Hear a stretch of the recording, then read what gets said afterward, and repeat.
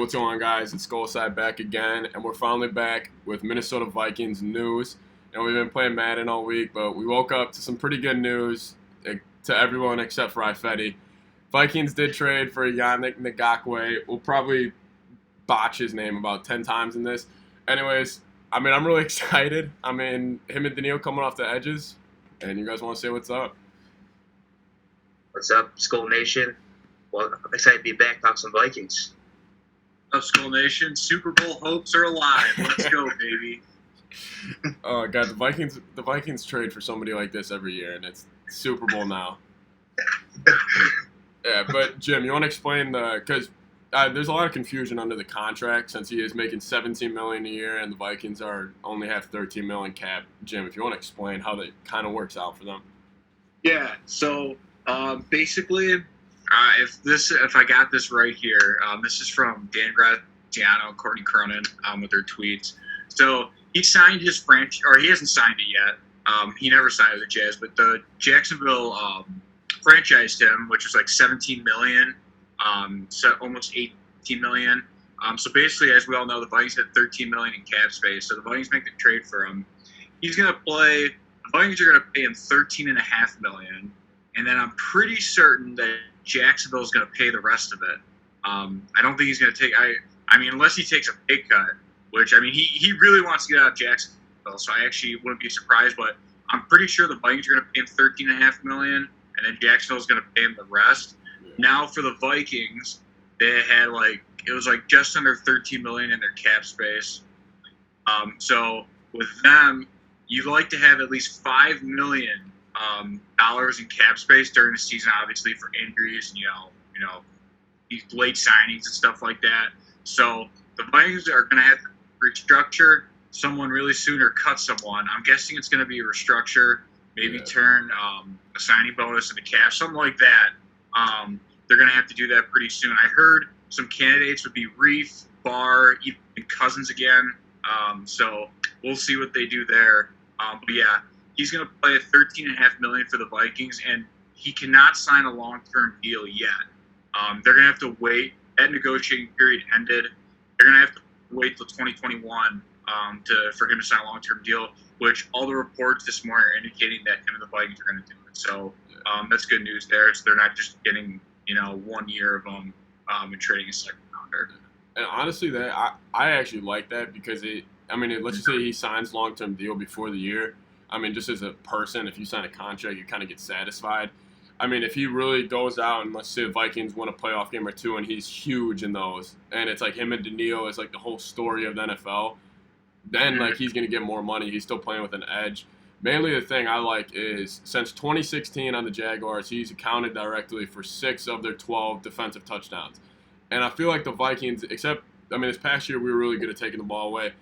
But Daniil, he's great at getting the quarterback. He's great at getting sacks, but he doesn't really strip the ball as much as you see a Khalil Mack. And I think they're going to complement each other really well. They're both young. I'm really excited. Exciting stuff, yeah. I'm excited as well for it. Honestly, kind of shocked this trade actually happened. Rick Spielman doesn't always get aggressive like this, which I'm kind of excited to see, from him. So I'm excited. Two edge rushers coming off the edge, and I know Odenabo is not happy right now, but I think they're going to still be able to use him, get creative with Odenabo. Get him inside. Probably still rush the passer as well. So I'm excited. Two edge rushers. That's going to create a lot of heaven for quarterbacks, so it's going to be fun to watch for sure. Yeah. And if we're looking at week 1 right now, Packers got rid of Bulaga, Bakhtiari. He's going to have to deal with one of them. He can't play both tackle positions, and I feel like that's with a lot of teams in the NFL. We look at the Vikings. That's when we get beat. It's when we're playing the Packers, and you got Preston and Za'Darius coming off either side. Brian O'Neill's only on one side. So, and they're both young. I feel like they're both going to – hopefully there was rumors that he was kind of a locker room problem, but I think a lot of that is just from Jacksonville and him being in Jacksonville and him knowing who he is. I don't know. I'm really excited about this though. Yeah. I think it's a good move.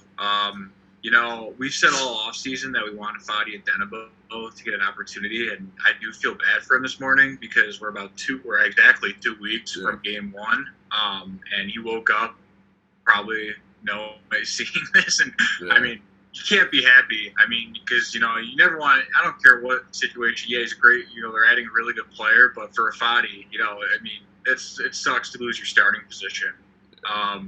It's going to be interesting how they work that out. We were talking about before we went live here, now on third down situations and passing situations, this creates a really good thing for the Vikings where now they can put a Fadi back inside. And you saw him create pressure from the free technique spot last year. Yep. That's going to be really good. So I'm really excited about this trade. It's going to be interesting now what they do for this year. They got two really good defensive ends. Hopefully Hunter starts practicing at some point. That's amazing. And hopefully Ngakoue can, get in quickly. I don't know how the COVID testing protocol is going to work here. We're 2 weeks out, so hopefully he can at least get a full week of practice in before we play that first game. So I'm really looking forward to it. It's going to be interesting now. They're going to have to, going forward, they're going to have to lock up Hunter. He's going to want a new contract at some point. Definitely now with Ngakoue, he's going to get a lot of money. Ngakoue is going to get a long-term deal, and they also have to lock up Brian O'Neill. So probably the biggest losers today on the Vikings team, if they're looking at it I don't want to say selfishly, but personally for them, Dalvin Cook and Fadi Denebo. Yeah. Dalvin Cook's probably not going to get that long-term contract. No.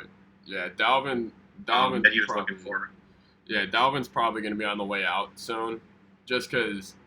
And honestly, I mean, it sucks. Dalvin's a beast, and Vikings have always had good running backs, which has always been nice to see. But they're such an exchangeable position. Anytime you can go get, I mean, look at the 49ers last year, and they were running with a bunch of pretty much backup. I mean, I don't want to disrespect Mostert and all that, but they're a bunch of okay running back. I mean, they're not Zeke, Saquon, but what they did have, they had Bosa, they had the dude, they had like 5 of them. Or I can't even think of all their names. They had 5 first rounders.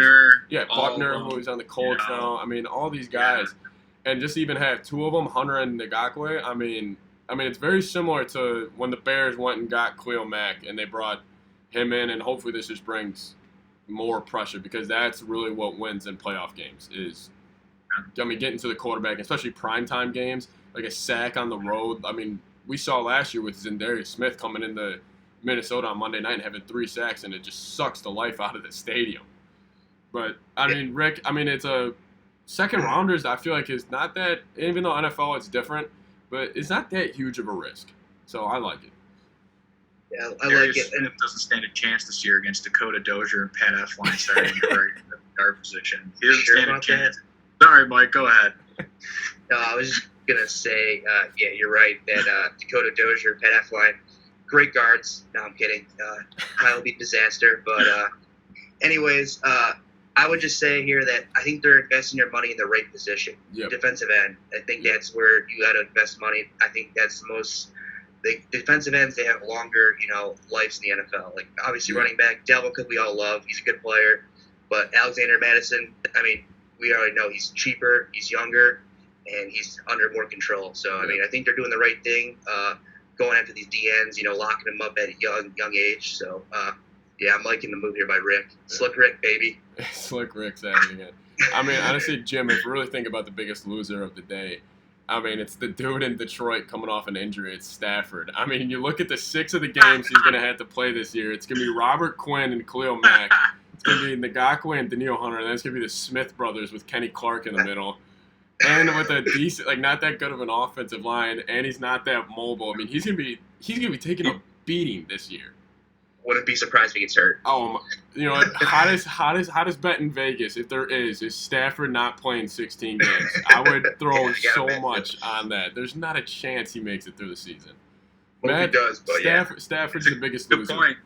Stafford, you're not wrong. Think about that. You're not wrong. That's tough. Well, anyways, guys, we just want to get this quick video out. We're all pretty excited. Anytime you go get a big name like that, no matter really who it is, we're excited, and plus it just stacks him and Hunter. They're going to be guys we're going to watch for the next 5 years kind of grow together, and hopefully they can build something. Anyways, guys, leave a like on the video. Comment what you guys think about the trade down below. Obviously, we all feel bad for our guy Fetty, but, we got an all-pro type of player. So, anyways, guys, we'll see you guys next time. Peace.